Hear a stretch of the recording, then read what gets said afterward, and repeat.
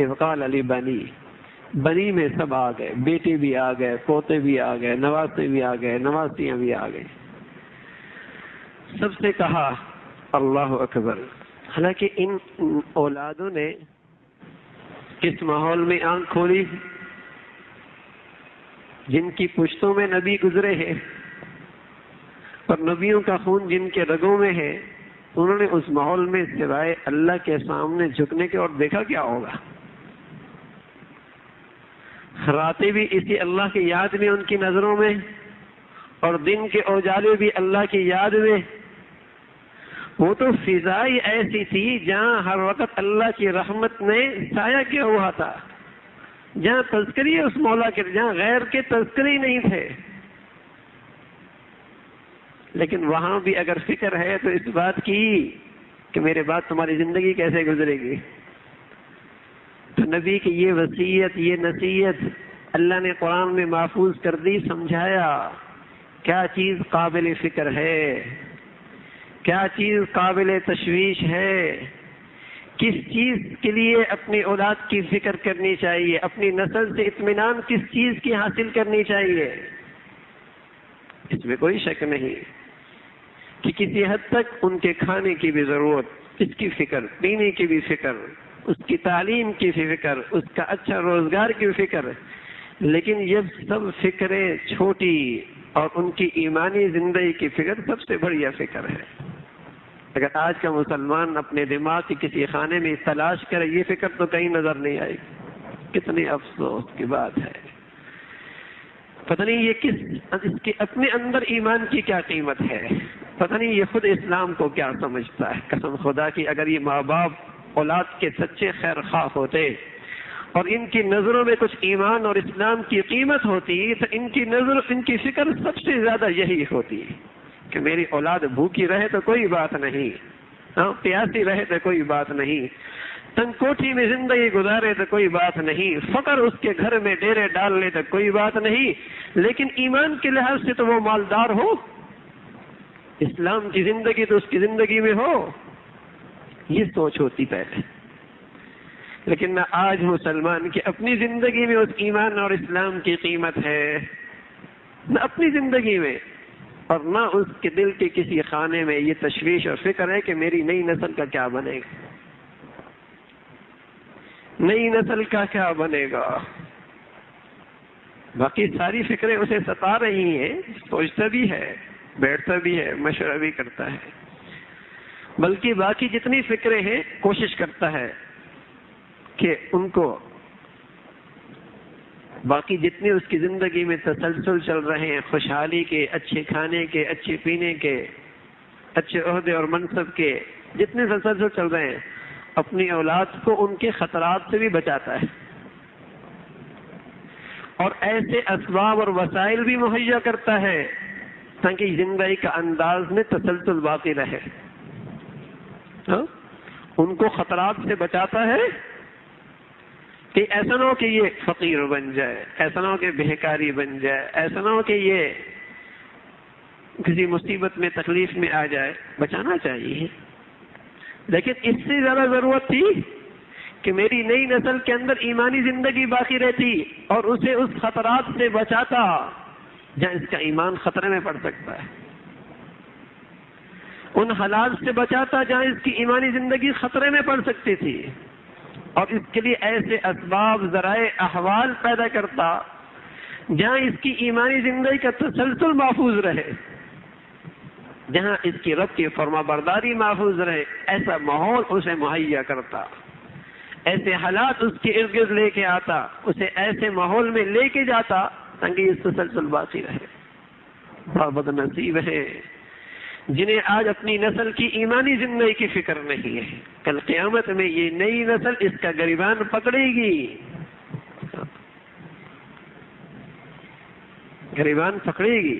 یہ ایک نبی اور اتنا پاکیزہ ماحول اور ایسی پاکیزہ فضا، لیکن جاتے جاتے آج کی زبان میں اگر یوں کہوں تو وہ یوں کہہ رہے کہ میرے پشت قبر پہ نہیں لگے گی جب تک کہ مجھے یہ اطمینان نہ ہو جائے کہ تم میرے بعد کس کی فرما برداری کرو گے. جب تک مجھے یہ اطمینان نہ ہو جائے. میں آخری سانس لے رہا ہوں لیکن مجھے ایک فکر ستائی جا رہی ہے، بے چینی ہے، تشویش ہے کہ میرے بعد تمہارا کیا ہوگا. تو ان سارے اولاد نے، بیٹوں نے، نواسوں نے ایک زبان کہا، نعبد الہک و الہ آبائک ابراہیم و اسماعیل و اسحاق الہا واحدا ونحن لہ مسلمون. ابا پریشان نہ ہو، ہاں جس رب کے سامنے ہم نے اپنے دادا کو، نانا کو، چچا کو انہیں سجدہ کرتے دیکھا ہے، ہاں، اور جس فضا کے اندر جس کی بڑائی اور عظمت ہم نے دیکھی ہے، ہم اسی کے سامنے سر جھکائیں گے اور اسی کے مکمل فرما بردار رہیں گے. مسلمان اپنے خواہشات کو نظر انداز کر کے، اپنے مفادات کو نظر انداز کر کے، اپنی چاہتوں کو نظر انداز کر کے، اپنی طبیعت اور خواہشات کو نظر انداز کر کے اللہ کے سپرد اپنے آپ کو کر دینا، یہ مسلمان ہے. کہنے لگے وَنَحْنُ لَهُ مُسْلِمُونَ، ہم اسی کے فرما بردار رہیں گے.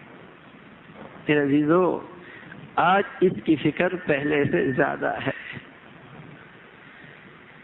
آج خطرات میری نسل کے لیے بہت ہیں، آج میری نئی نسل کے خطرات بہت ہیں. پہلے گھر میں برائی نہیں تھی، اب گھر کی دہلیز تک برائی پہنچ چکی ہے. پہلے گلیوں میں برائی نہیں تھی، اب گلیاں گناہوں سے بھر چکی ہیں. پہلے تعلیمی اداروں کے اندر ایمانی ماحول تھا، اب تو وہاں ان سے ایمان چھینا جا رہا ہے. اب تو ان سے ایمان سے انہیں وہاں محروم کیا جا رہا ہے. اب تو ماں باپ کو اپنی نئی نسل کی زیادہ فکر کی ضرورت ہے. لیکن میرے عزیزو، جس کی قیمت اور عظمت ہوتی ہے فکر بھی اسی کی لگتی ہے نا. اللہ کرے ہمارے اندر ایمان کی قیمت سمجھ میں آ جائے، ہمیں سمجھ میں آ جائے کہ اسلام کیا دولت ہے، ایمان کیا سرمایہ ہے.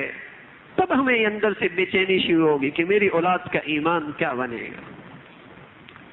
پھر اسے ان خطرات سے دور رکھیں گے جہاں اس کا ایمان لٹ جاتا ہے، جہاں جن فضاؤں میں اس کی ایمان کے ڈاکو بہت ہیں، پھر اپنی اولادوں کو وہاں سے بچائیں اور ایسے ماحول میں لائیں گے جہاں ان کی ایمان محفوظ رہ سکے. تو آج ہر مسلمان کو اس کی فکر کی ضرورت ہے. وہ اپنا محاسبہ کرے کہ میرے اندر یہ احساس ہے، میرے اندر یہ تشویش اور فکر ہے کہ میری اولاد کا ایمان کا کیا ہوگا. کبھی زندگی میں اب تک یہ احساس ہوا؟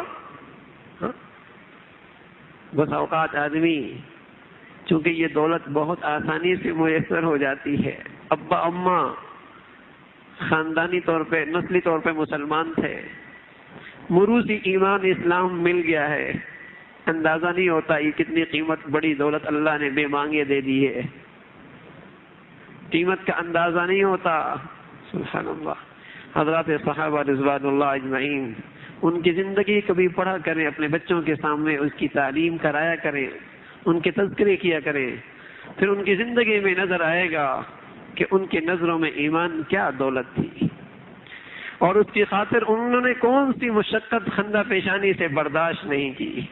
سنتے ہیں واقعات، خبیب کو پھانسے پہ لٹکا دیا گیا، کیا جاگیر کا مسئلہ تھا؟ کیا بلال کو تپتی ریت پہ انگاروں پہ لٹا دیا، کیا جاگیر عہدے اور منصب کو لڑائی تھی؟ کیا ابو سلمہ کو گھر سے بے وطن کر دیا، بیوی چھین لی، بیٹا چھین لیا، سارا سرمایہ مکہ والوں نے، ساری منڈی سے کمائی دولت چھین لی. کیا ان کا جھگڑا کوئی بازار کا تھا؟